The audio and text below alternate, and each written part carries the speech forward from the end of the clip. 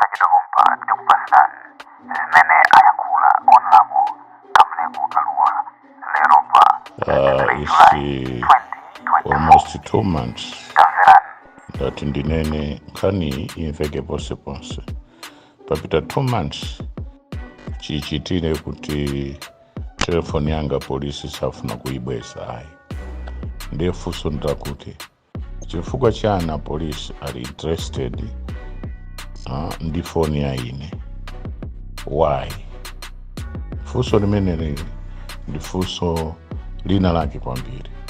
Mulandu sunali wanga, vyeni sinali yanga, zose zija sizinali zanga, nkundimanga mwamwano, nkundisecha nyumba kuphanya mabedi furniture chilichonse, mwino wake atapezeka wa vyeni sana mseche, sana mphanyire mabedi, sana pange chilichonse, anamanga ngati lero mawa kumtulusa. Munthu amene anamuganizira kuti ndiye wa voice major koma anapeza kuti si yeyo, kunapita ndithu 5 days akumanga paka pano telefoni sakubweza. Koma kwa munthu amene vyeni inali yake nthawi yomweyo anapereka telefoni back. Koma ineyo mpaka lero telefoni yanga polisi ali naye ndiye kumafusa kodi unali mlandu wa VN kapena chinali china chache.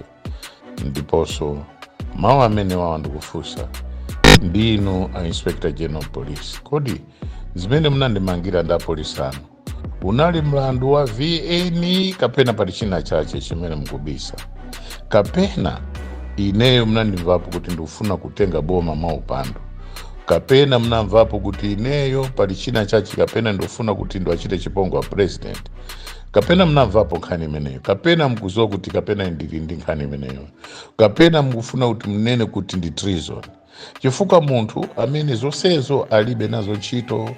Ine sinafune kuti kaya president walande boma, ine sinafune kaya president wapange chipongwe, ine sinapangepo plan china chilichonse choyipa pa nkhani ya kugwesedwa kwa ndege orukapena ngozi ya ndege ya Vice President Right Honorable late Dr. Klaus Chilima.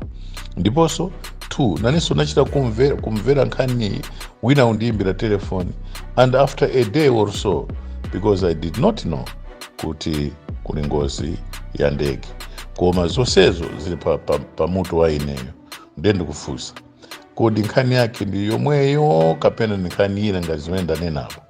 Kodi kapena inuyo mundiganizira kuti ineyo ndikhoza kulanda boma, kapena mundiganizira kuti ineyo ndikhoza kapena kuwatukana president, kapena mundiganizira ndi chani chimene mundiganizira inuyo. Ngakhale kuti kundiganizirako ndi kuti zonse zili mfonimo, chifukwa mukupanga china chilichonse chotheka kuti mphwasule telefoni muone china chilichonse muikemo poison. Koma ndikuchenjezeni zimene zofuna zanu zakuti mundiphe inde maplani walipo, zofuna kupha mwana wanga maplani walipo, mnafuna kumupha kulikuni. Koma president mwakomera mtima ananena kuti ayi musapange zinthu zopusazo ya. Koma inuyo ndithu ndinokonzeka. Kodi na polisi ndikuze ntchito yanu ndi yokupha anthu kapena usungabata ndi mtendere? Chifukwa mukhala ngati ntchito yanu ndi yakupha anthu, ndeno ndikuuda bwanani kwambiri kuti kodi apolisiwa ntchito yanu ndi yakupha anthu kapena usungabata ndi mtendere? Chifukwa mnabwera kwa ine mwankhondo zifuti nkati kunena chipongwe, kutukwana, kundimanga ine handicap paka from Blantyre mpaka kuna Mitete, monse muja maenda nane muja mutandimanga. Nimalephera kuti kodi ndichite nawo koro nature mnandilesa ngati kuti kapena ine ndichigawenga chopya pamene nonse mnalipo. Koma anthu amakobiri ngati amwenye simapanga treatment ija. Ndene ufusa kuti kodi kuyamba nawo kundina polisi ndine ngati tinayambana pa nkhani yanji munduuze. Nkhani imene ndine tinayambana kuti paka mtume bambo Chisuro from Eastern Region kukanitenga uBlantyre kumandiendesa mose mu district umo paka kuti paka mama ake mkucha wake munene kuti yazipita npabero kulephera kuti mpitise nkhaniyo ku court. Chifukwa chani ndikufunseni nakulakwira ndichana polisi chifukwa polisi ndikuiziwa ndine poyamba nthawi ya Malo Congress Party one party state inali polisi yakupha anthu, inali chida chochita oppress people, chinali chida chakuti aliyense amene akunena kaya afusapo funso mumupe. Apolisi mwapha anthu ambiri Malawi. That institution is an institution of blood. And why can't you transform? And you are refusing to transform. Why? That's the question. Because mene mnabwerera ku nyumba ndi mene mkusungira telefoni yanga kukhala ngati muli ndi chifukwa chopya kapena kuti uyu ndamene wasara amene anabweresa multi-party democracy. Kodi nakati muno mulibe multi-party democracy? Ngati ena ndi mapresident leroro, ngati ena anu munalembedwa ntchito, ngati ena muli pa ntchito bikukwezeka paka mmene mulili pa ino nthawi zina mzimopa Yehova. Apolisi ndinakulakwirani chani ine pamalawi pa? Kapena ndinakutukwa nani? Kapena ndinapanga china chilichonse? Kapena ndinakupherana balano? Kapena ndichani chomene amayi inuyo mulizondera ineyo or that institution? Why is it that it hates me so much? Why? Ndinakulakwirani chani? Anthu osambiriwa muno Malawi akhoza ngati for instance sindine ndekha amene DPP inandichita point as a cabinet minister. There were plenty. And some of the ministers today, you work with them. In a policing, you work with them and you revere them. And some of you even give them sairut fachakuti another cabinet minister. Koma kwa ini mkundizonda kopya maka maino, the all senior officers and those who are in the position. Why do you hate me so much? Why? Even parliament is also, it hates me kopya. Parliament muja mnali ma cabinet ministers. Some of the MPs in parliament were both in you know, Nthawi Joyce Banda, they were ministers. Nthawi ya ndani ya Bingu Mutharika, they were ministers. Nthawi ya Bakiri, they were ministers. Nthawi ya Eugene ya Peter, they were ministers. Koma osondedwa ndineyo kopya ngati kuti palibenso MP wina amene anakhalapo kuti ali cabinet minister. Nakulakwirani chani? So ku parliament komweko kula anthu ena even akuluakulu akamva zina la ine ena masanza, akamva zina ine sakupeza bwino. Koma ndikuwuzeni pano muvutikanane chifukwa chakuti Mulungu sananditenge. Ngakhale kuti ndamwalira muzandipeza kumanda aku parliament. Ino akuluakulu amene mundizonda muzandipeza. Ino amene apolisi amene mkuti inuyo simzafa paka kufa kapaka muzakhala 700 years muzandipeza. Kaya mukhala 1000 years muzandipeza kumanda. Inu amene mwaba telefoni yanga, amene mkusunga telefoni yanga, amene mfura muzandipeza. Kaya mufura mlipange chipongwe chotani muzandipeza. Manda alibe kusaka family, manda alibe mwene wake, manda alibe kutawandea kumanda, aliyese azafa. Kaya mnyade chotani, kaya mkare chotani, kaya how long will you stay, nanuso mzapita. Mawa mendu kunena pa chifukwa I'm with pain.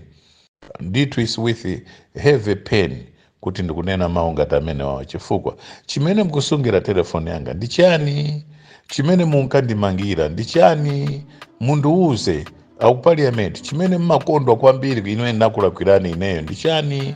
Anandisankha ndi anthu akulumpi east, sanandisankha anthu ama constituencies kwanu. Ndiponso zimene ndimanena ku parliament sikuti ndimanenera za ine mtumba mwanga, ndimanenera anthu 1 akulumpi east, 2 amalawi amene akhoza kunena kuti apa Honorable Kamlepo akunena zoona. Koma chimene mkundizondera ndichani? Maka ma MP akusalima ambi pali MP Moz amene sandizonda ineyo ayi.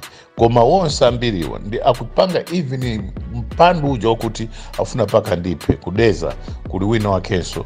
Ama MP udeza ambi ndakhalidwe labwino kwambiri koma kulipo Moz amene amafuna paka atandipha kulilongwe kuno Kasungu sinaone wandizonda ineyo ayi. Kasungu ndike hapa dowa alipo awiri ora 3 amene kundizonda ine kopya ngati kapena nabera zinthu zawo ku nyumba. Koma yena ali bwino kumchinji kumuchinji ma MP ambiri sinaone uje Nkhawa ndine ayi koma Salima Lilongwe ndi wina wakudeza ndi nkhotakota. Kuli ena nkhotakota ayi ndithu bwinobwino mtima wawo bwinobwino kompale ena amapita paka kwa Sing'anga kuti achose moyo wanga.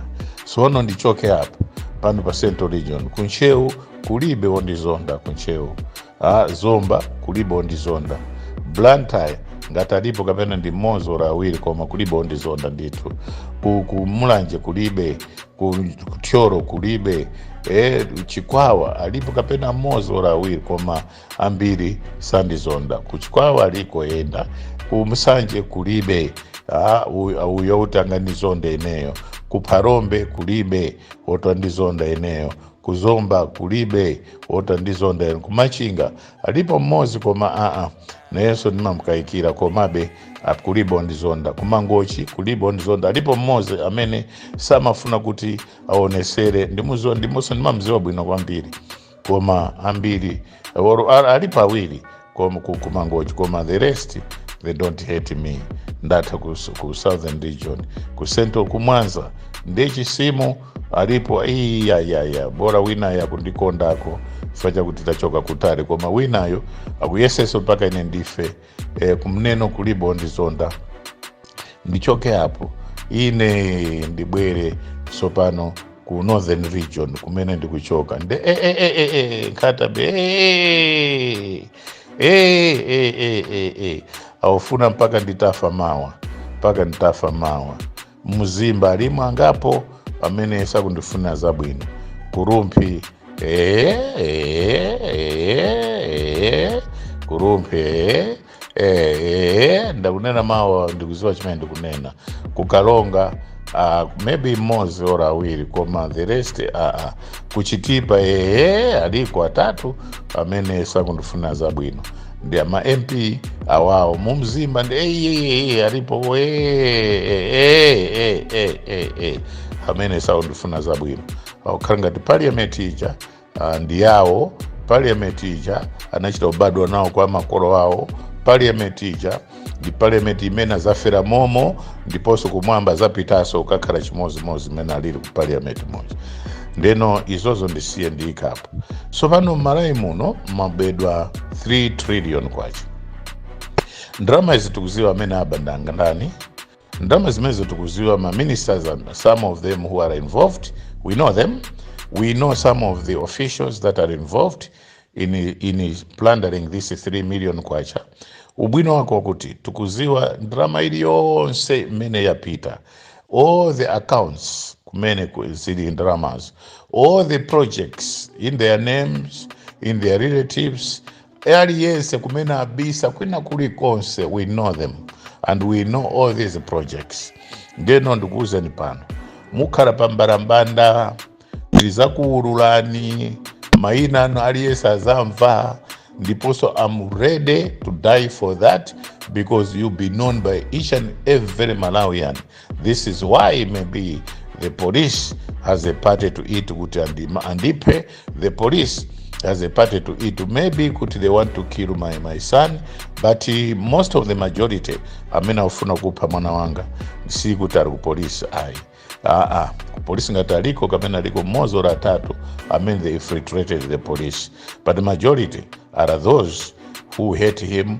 Ndithu munthu anganene munthu wamba what is not an inspector general of police munthu uyo is not a minister of home affairs munthu uyo is not even a cabinet minister anganene kuti ndimba telefoni ku polisi azakutenge iwe mwana waka mlepo facha kuti ukunena za Mozambique nayamba kunena ndineyo nthawi ya kampeni ya 1994 chifukwa taimene nali ku South Africa ndikuchoka ku South Africa naona all the Nkomati Accord 1984.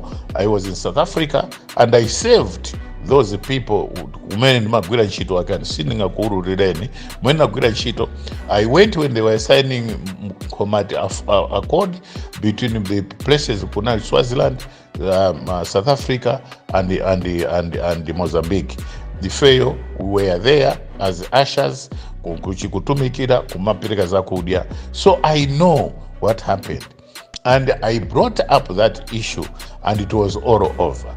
And during one of my meetings with Zakama Kulizuru in 1993, inesmendi kuuzani pano sikuti kapeta ndingopeka I am the original Kamlepo. I am the original people that you know. Ninakara tinakumana unandibanda nakumana so ndizakama uineyo nakumandiza kama takara ndilunguzi tinaka kumana ndilunguzi kunyumba kwake kukanjeza atatituma Johnny Tembo tinapita kuja ine ndunandibanda tinaimba kumana ndilunguzi from 10 p.m. mpaka 3 a.m.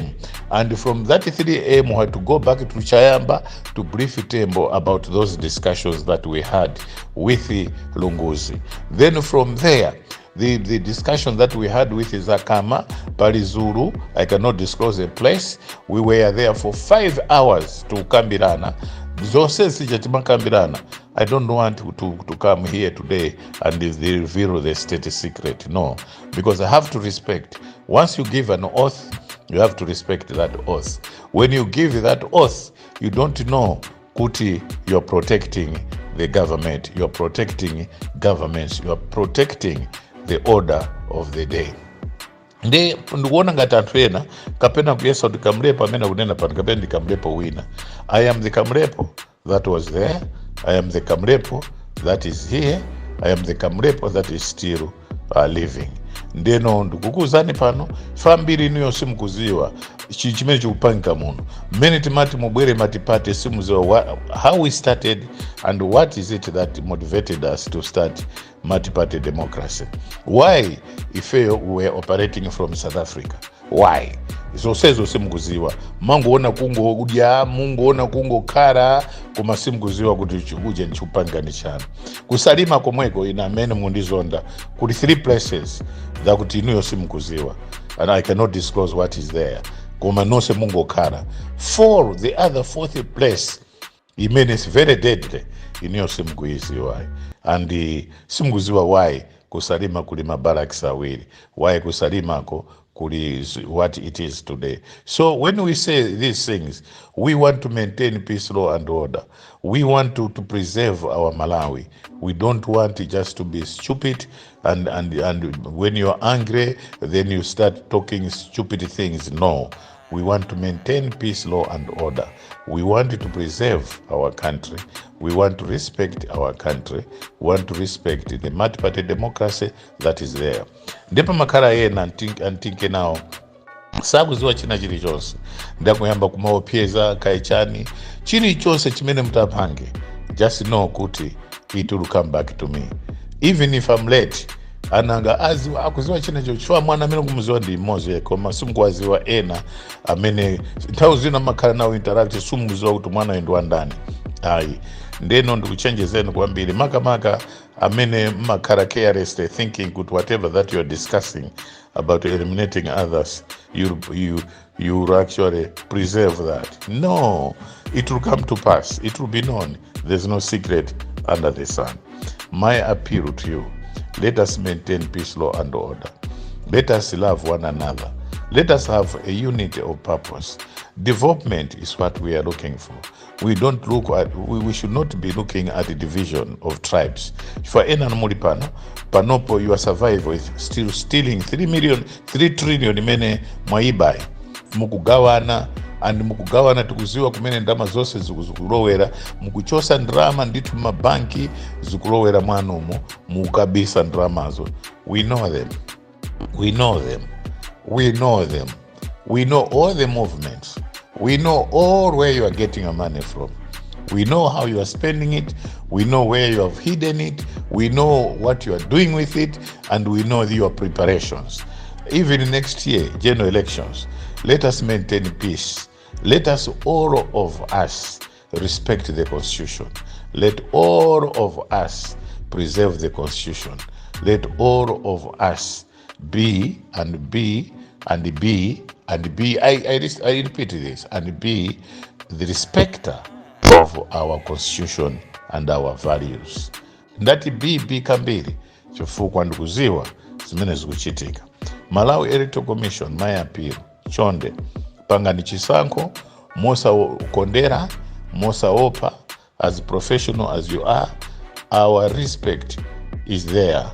Our love is for you to make sure that management of the electoral processes iende bwino. The winner should be declared, and in my parties, if the winner is genuinely and fairly elected, we should all respect that decision, and we should say congratulations to the winner. Osati kuti zisankho abera zipita ku koti, you overload the work ya ma judges, some of them will be bought, some of them will have political party inclinations. No, we want judges, when a case has been brought before them, to objectively look at the case, to objectively study the arguments, then pass a judgment that is in line with the fair and the Gomera Malawi. We should not, I repeat this, we should not suspect or make any suspicions kuti majaji akondera ayi. Ndeno chonde 3 trillion imene yabedwa ayi, 3 trillion ndalama zimene zikugawidwa, zimene anthu apenga nazo, tukuziwa kumene mwabisa, kumene ziliko maakaunti, kumene muli nawo ma projects amene mwagula, zinyumba mwagula ma girlfriend ena ma boyfriend, kumene mwakabisa ndalamazo, kumene ma projects analili, zina zili Mzambia, zina mwakaika Botswana, zina zili ku Namibia, zina mwakabanka South Africa, zina mabanka ku Kenya, zina mabanka ku Dubai, zina mabanka tukuziwa china chilicho se Canero Islands, kumene mwakabisako kuliko zimene zina zili ku Cuba, zimene simunabe ndino anabaso ena anaika ku Cuba, kose kuja tukuziziwa ndalama kuti zili kuti. Chonde muno Malawi muzakhala revolution ya recovering the money and the wealth that several people, senior officers you have hidden kose kumene mwakabisa ndalamazo zena kubwerera. Sure, Malawi is not a poor country. Malawi is a very rich country.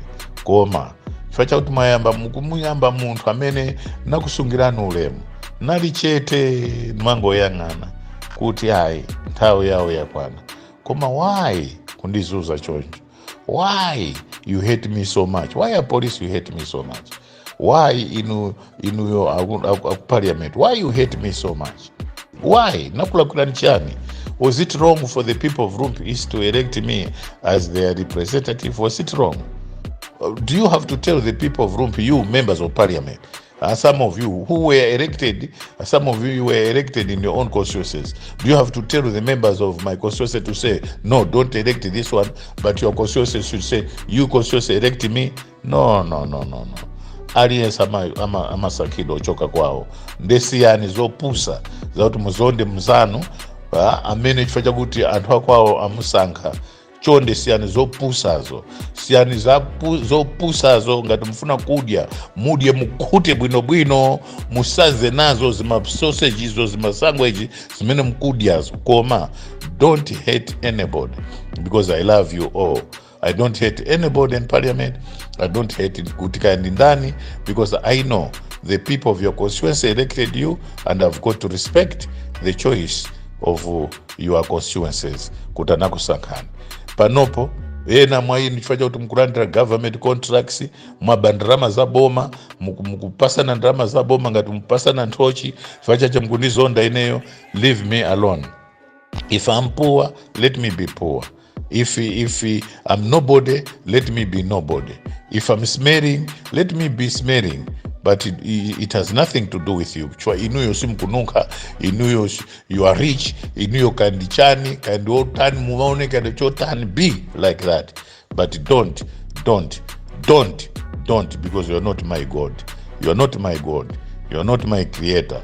Khala nimene nakusankhira anthu ana kwanuko mukhale chete, koma tonse tremekeze malamulo a parliament. Chwa palibe munthu amene anabadwa kwawoko kuti iwe ndiwo ku parliament. Ayi, aliyesama msanka ntwa kwake chifukwa cha khalidwe lake labwino limene waonesa limene anthu amukondera. And I say thank you the people of the constituencies amene you elected each and every member of parliament. I thank you all. But why is it that ma MP anu they don't want to respect the decision of Rumpi East kuti ineyo ndi parliament?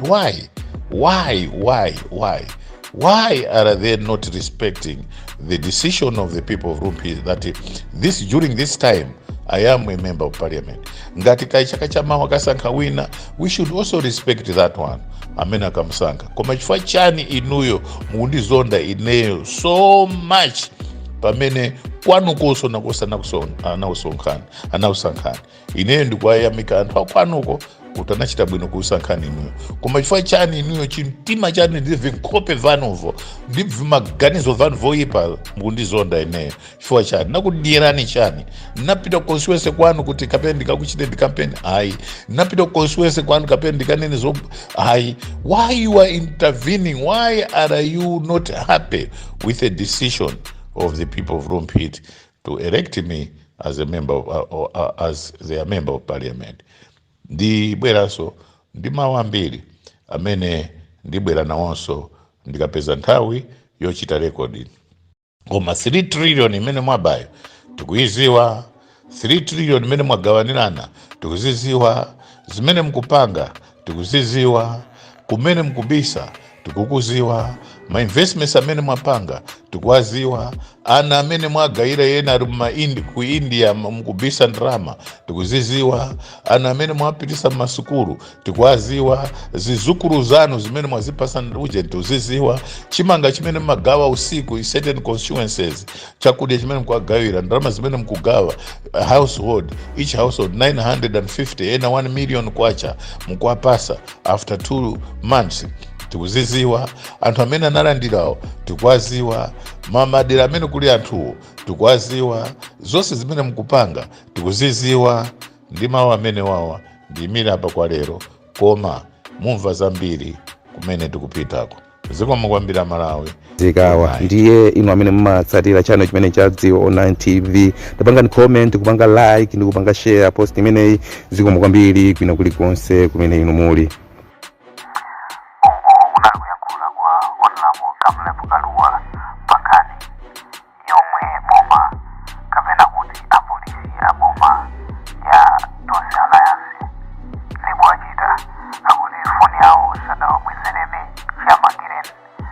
Even though